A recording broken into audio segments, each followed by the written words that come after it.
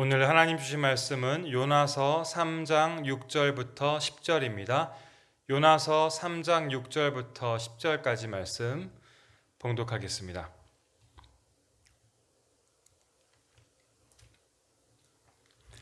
그 일이 니느웨 왕에게 들림에 왕이 보좌에서 일어나 왕복을 벗고 굵은 베옷을 입고 제 위에 앉으니라.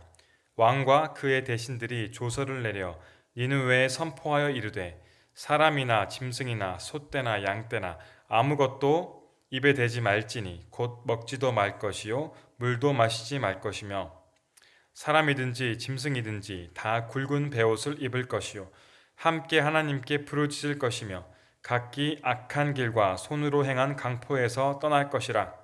하나님이 뜻을 돌이키시고 그 진노를 그치사 우리가 멸망하지 않게 하시리라. 그렇지 않을 줄을 누가 알겠느냐 한지라.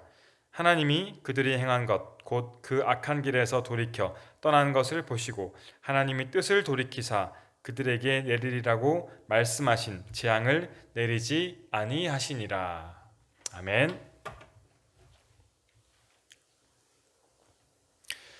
요나서 3장에서 요나는 이제 하나님의 말씀에 순종하여서 니느웨에 가서 그들에게 심판의 메시지를 선포했습니다.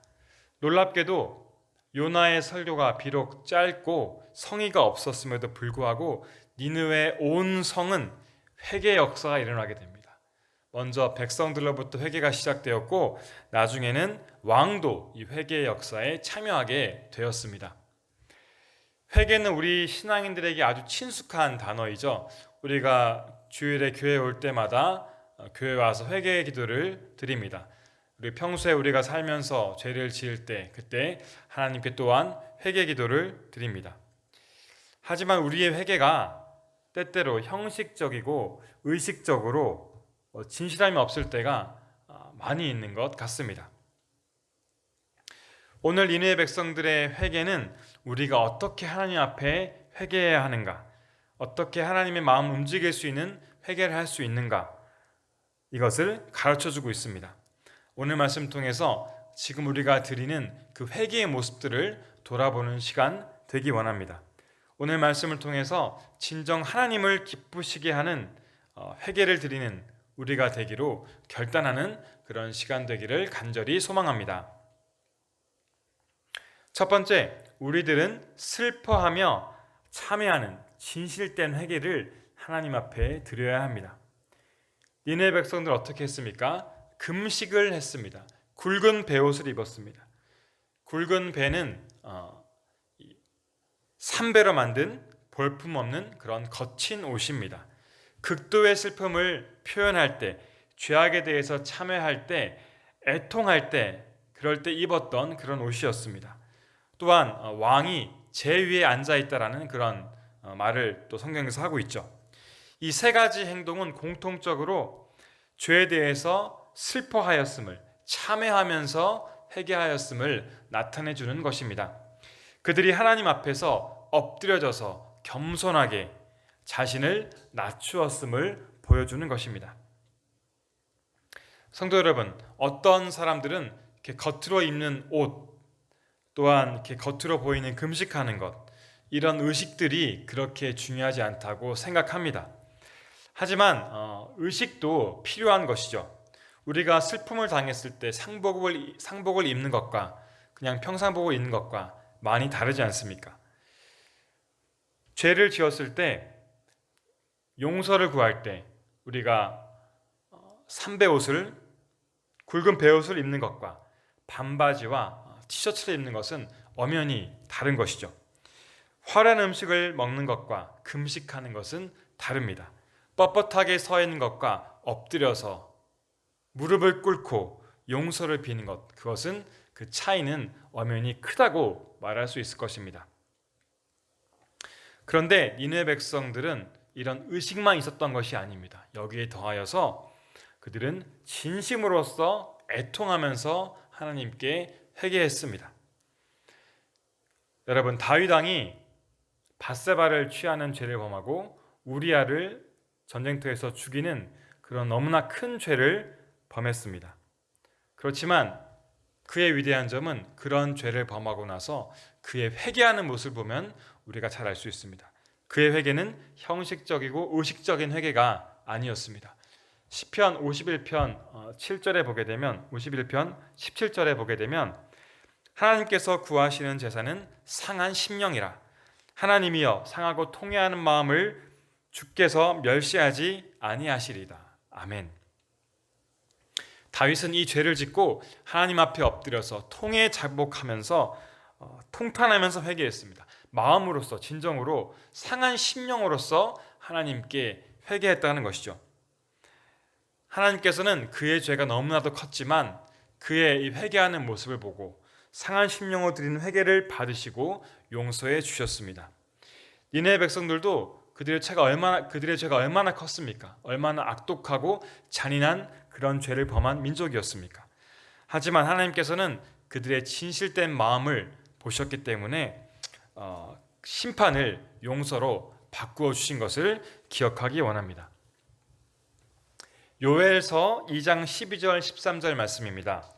여호와의 말씀에 너희는 이제라도 금식하고 울며 애통하고 마음을 다하여 내게로 돌아오라 하셨나니 너희는 옷을 찢지 말고 마음을 찢고 너희 하나님 여호와께로 돌아올지어다. 그는 은혜로우시며 자비로우시며 노하기를 더디하시며 인애가 크시사 뜻을 돌이켜 재앙을 내리지 아니하시나니.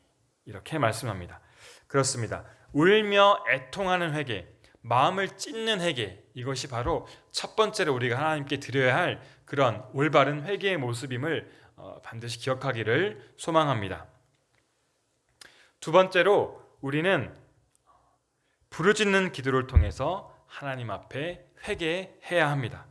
8절에 보게 되면 니네 왕이 백성들에게 힘써 하나님께 부르짖으라고 명령합니다. 이 부르짖다, 히브리어로 카라는 간구하다라는 뜻으로 번역할 수 있습니다. 하나님 앞에 올바른 의식을 갖추고 진심으로 애통하는 마음으로 회개를 하면서 반드시 하나님께 드리는 회개 기도가 필요합니다. 하나님께서 우리의 마음을 다 알고 계시지만 우리가 하나님 앞에 드리는 기도를 하나님이 원하십니다. 특별히 부르짖어서 기도하는 것을 하나님께서 받아주십니다. 우리가 심판대 앞에서 죽음 앞에서 어떻게 하나님께 기도하겠습니까? 온 힘을 다하여서 가장 큰 목소리로 살려달라고 구원해달라고 그렇게 간절하게 부르짖지 않겠습니까? 그것이 살고 싶은 사람들이 할 수 있는 그런 본성적인 기도입니다. 우리의 죄가 얼마나 큰지 깨닫는다면 하나님께 용서받기를 원한다면 심판에서 구원으로 돌이키기 원한다면 우리의 기도가 바로 이와 같이 드리는 기도가 되어야 할 것입니다.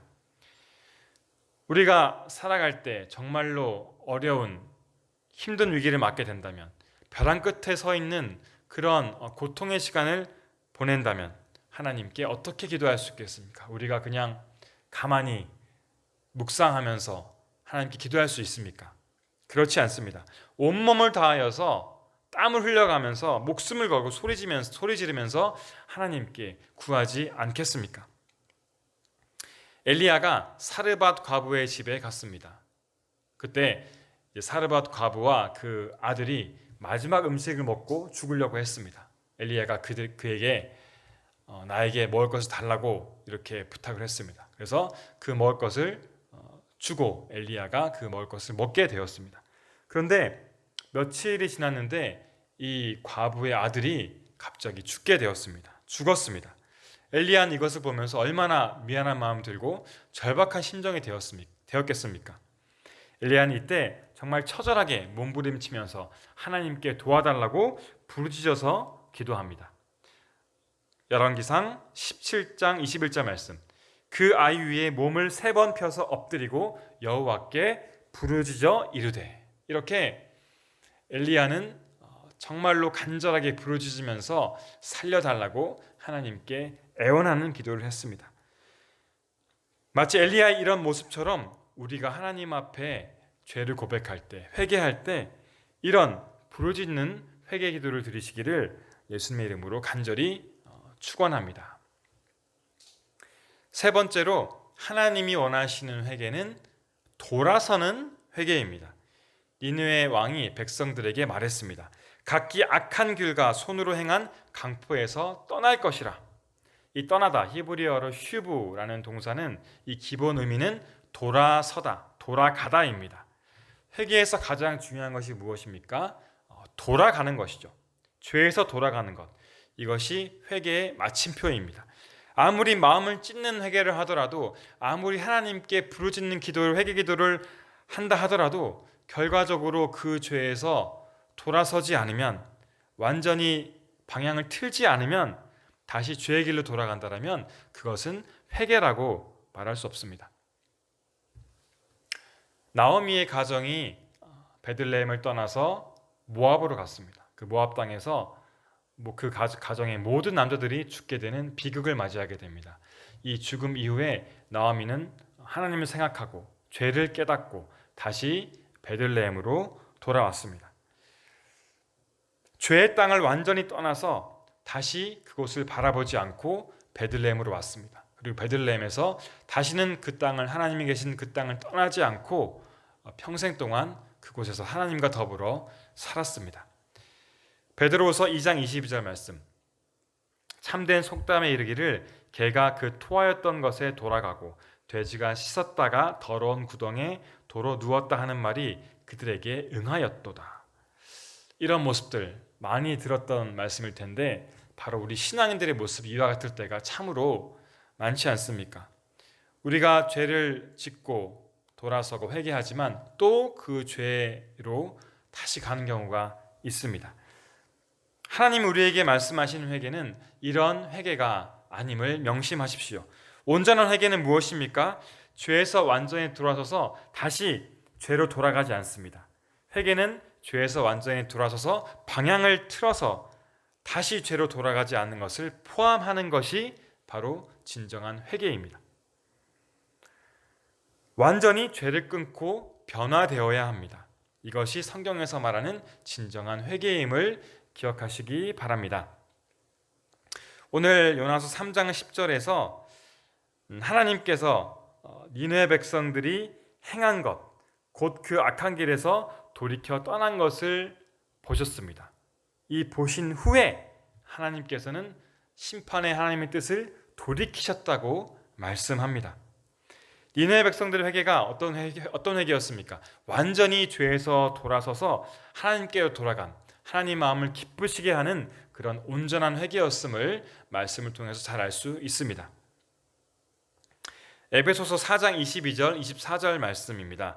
너희는 유혹의 욕심을 따라 썩어져가는 구습을 따르는 옛사람을 벗어버리고 오직 너희의 심령이 새롭게 되어 하나님을 따라 의와 진리의 거룩함으로 지으심을 받은 새 사람을 입으라. 이렇게 말씀합니다. 돌아서는 회개를 한 사람들은 옛사람이 없어지게 됩니다.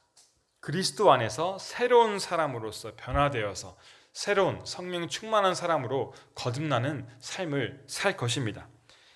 여러분, 기독교 신학의 한 획을 그은 어거스틴이라는 위대한 사람이 있습니다. 이 사람은 젊은 시절에 방탕한 생활을 했습니다. 성적으로 문란했습니다. 하나님을 떠나서 이교도에 빠졌습니다. 그렇게 30년 동안 죄악에서 빠져서 헤매고 있던 어거스틴, 어느 날 어거스틴은 하나님께 엎드려 부르짖으면서 회개합니다.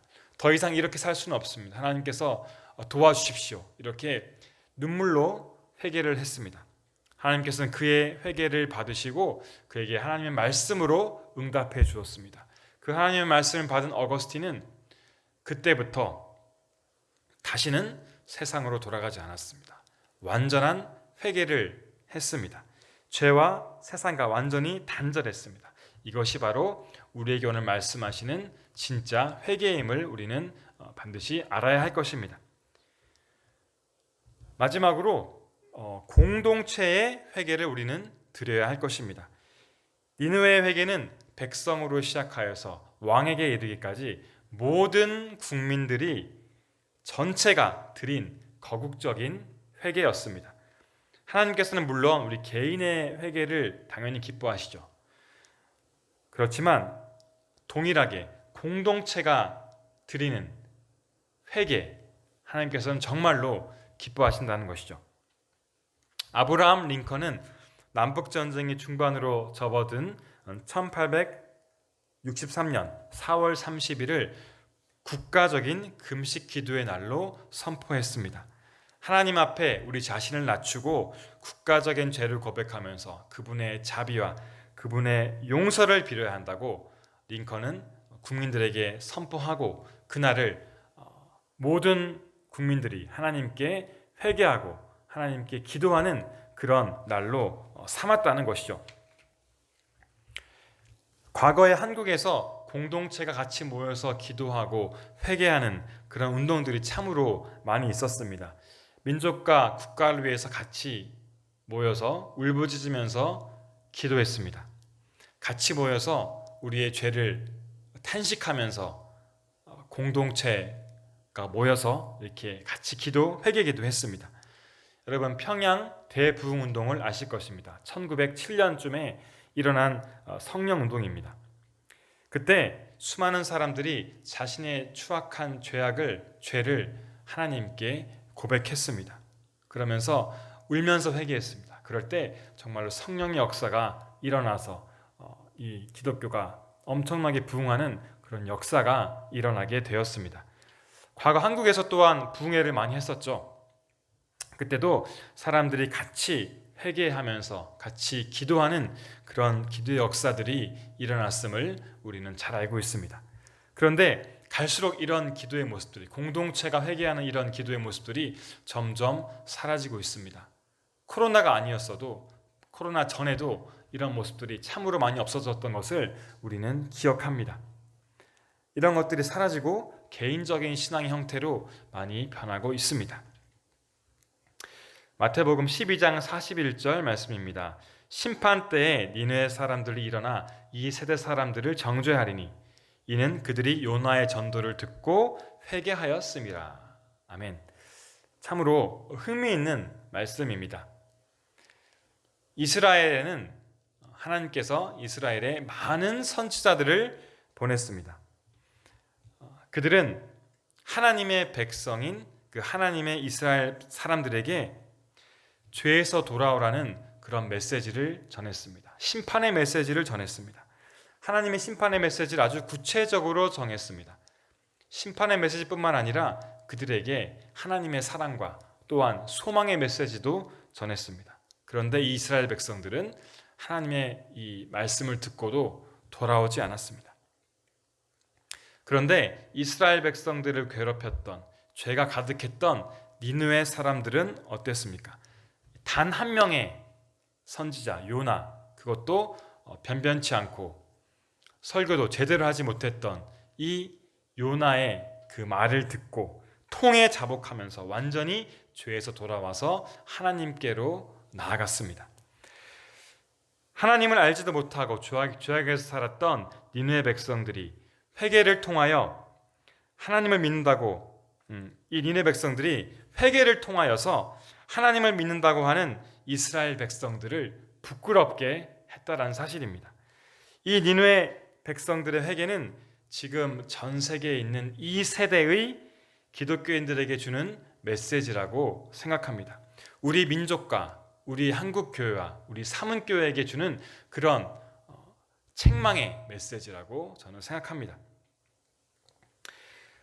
심판의 때 교회들이 오히려 더 하나님의 뜻을 알지 못하고 하나님의 뜻과 멀어지는 그런 경우가 참으로 많습니다. 교회가 회개하지 않고 하나님의 영광을 가리는 일들이 많이 일어납니다. 믿는 사람들이 믿지 않는 사람들보다 더 악한 행동을 하는 경우도 많이 있습니다. 세상에서 악한 일들이 점점 더 많이 벌어지게 되고 많은 사람들이 하나님을 떠나고 이단에 빠지게 되는 것을 보게 됩니다. 왜 그렇습니까? 교회가 제대로 사명을 감당하지 못했기 때문이 아니겠습니까? 이런 모습들을 참여하며 교회가 하나님께 회개하는 그런 시간이 되어야 하지 않겠습니까? 바로 지금 이때가 교회가 회개로 새롭게 회복되어야 될 때임을 저는 확신합니다. 사랑하는 성도 여러분, 오늘 말씀을 이제 정리하도록 하겠습니다.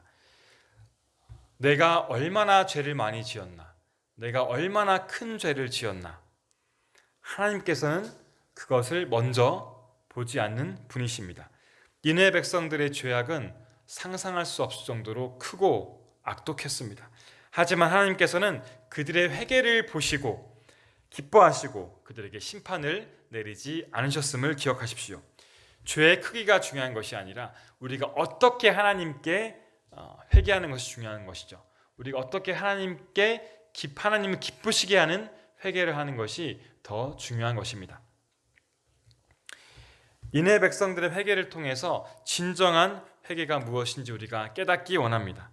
주일에 교회에 와서, 일주일에 교회 한 번 와서 하나님께 한 주간의 죄를 고백하고, 또한 살면서 순간순간 하나님께 회개합니다. 그런데 내 삶에 변화가 없다라면, 내가 계속 이 죄의 굴레 속에서 계속 짓는 죄에서 벗어나지 못한다면 그것은 진정한 회개가 아닙니다. 하나님께서는 형식적으로 의식적으로 드리는 회개를 받으시지 않으십니다. 슬퍼하는 회개, 참회하는 회개, 겸손하게 엎드리는 회개를 받으십니다. 통에 자복하면서 상한 심령으로서 진실하게 마음으로 드리는 회개를 하나님은 기뻐하십니다. 또한 너무나 절박해서 목숨을 걸고 드리는 그런 부르짖는 회개 기도, 절실하게 하나님의 도우심을 구하는 그런 회개를 하나님은 기뻐하십니다. 무엇보다 가장 중요한 것은 우리의 삶으로서 회개를 보여주는 것입니다. 반복되는 죄의 사슬을 완전히 끊고 온전히 하나님과 동행하는 그런 삶으로, 새로운 인생으로 살아야 합니다. 옛사람을 벗어버리고 새 사람으로서 죄를 이길 수 있는 그런 능력의 사람으로 사는 것, 이것이 바로 진정한 회개입니다. 사랑하는 성도 여러분, 오늘 설교를 말씀을 통하여서 니느웨 백성들의 그 회개하는 그 모습을 기억하십시오. 지금은 동일하게 하나님의 심판의 때입니다. 말세의 때입니다. 우리가 정신 차려야 할 때입니다. 하나님 앞에 나가서 회개할 때입니다. 우리 교회가 회개할 때입니다. 우리 모두가 하나님께로 돌아가서 회복되어야 할 때임을 명심하십시오. 우리 모두 하나님을 기쁘시게 하는 회개의 사람이 되어서 구원의 백성으로서 끝까지 하나님의 사명을 감당하는 우리 모두가 되기를 예수님의 이름으로 간절히 축원합니다. 아멘. 기도하겠습니다. 하나님은 심판의 하나님이시지만 동시에 우리의 죄를 용서하시고 구원하시는 사랑의 하나님이심을 고백합니다. 우리가 아무리 큰 죄를 저질렀더라도 깨끗이 용서하신 하나님을 찬양합니다. 오늘 말씀을 통하여서 정말로 진심으로 통회하며 철저하게 회개하는 우리의 삶이 되기를 원합니다. 간절하게 회개 기도하는 우리가 되기를 원합니다. 완전히 죄에서 돌이켜서 다시는 뒤돌아보지 않는 하나님 기쁘시게 하는 우리 모두가 될 수 있도록 주님 인도해 주시옵소서. 이 마지막 때에 우리가 또한 한국교회와 사문교회가 정말로 주님 앞에 엎드려 회개하게 하시고 하나님께 돌아갈 수 있도록 성령님께서 인도해 주시옵소서. 이 모든 말씀 예수님 이름으로 기도드렸습니다. 아멘. 하늘에 계신 우리 아버지여, 이름이 거룩히 여김을 받으시오며 나라가 임하시오며 뜻이 하늘에서 이루어진 것 같이 땅에서도 이루어지이다. 오늘 우리에게 일용할 양식을 주시옵고 우리가 우리에게 죄 지은 자를 사하여 준 것 같이 우리 죄를 사하여 주시옵고 우리를 시험에 들게 하지 마시옵고 다만 악에서 구하시옵소서. 나라와 권세와 영광이 아버지께 영원히 있사옵나이다. 아멘.